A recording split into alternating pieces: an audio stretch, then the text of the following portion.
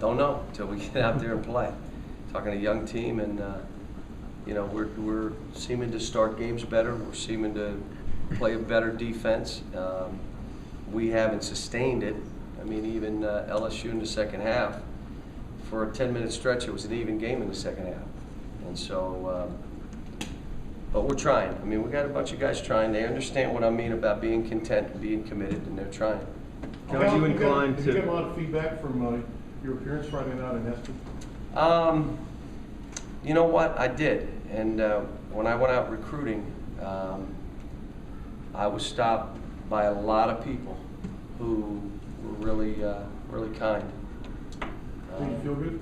Yeah, you know, the best call I got was from my daughter telling me that, you know, just proud that I was asked to be on the panel. Forget about what, you know, she just said, Dad, do you understand? You know, just to be asked to be there was something special for her, she said. So, you know, it was really a neat experience. The one, you know, what I talked to my team about, because they have uniforms on, you're treated different.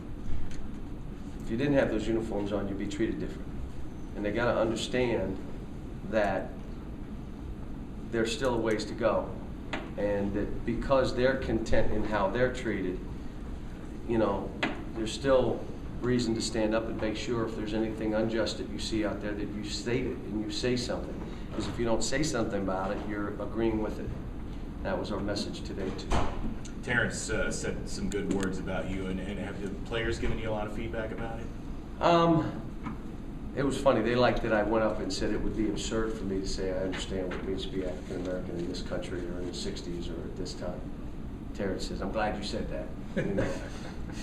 But it was from the heart. I mean, the one thing for me, I was not at all uncomfortable in any environment, in that environment, and the views that I have are based on how I was brought up. You know, the story that I was just at my two aunts now live in my grandmother's old house, and I was going to take a picture of the two houses that are next to each other. This house was the Harleys, a black family, and this was my grandmother's house, and literally they were feet apart.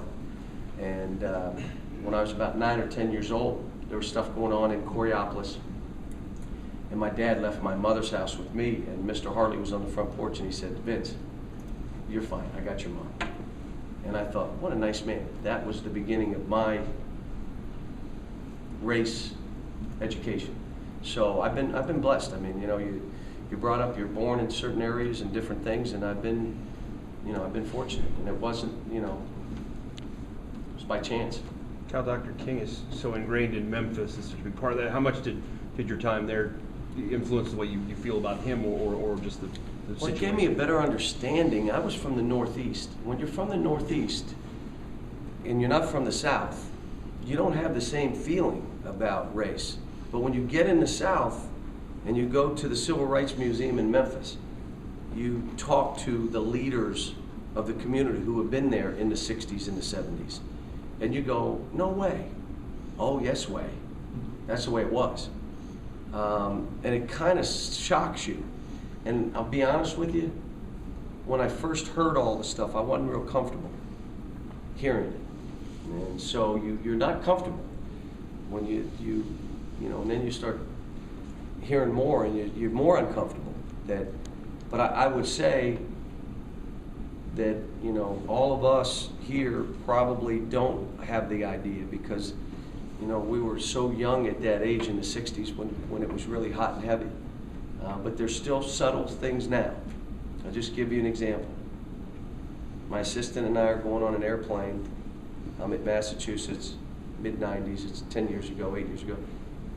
We sit in first class, and the stewardess says, can I see your ticket? To my assistant. Doesn't ask anybody else for their ticket. And my assistant looks, Bruiser Flint, and says, why are you asking me for my ticket? And then you know me. I can't keep my mouth shut. You didn't ask me for my ticket. Why are you asking him for his ticket?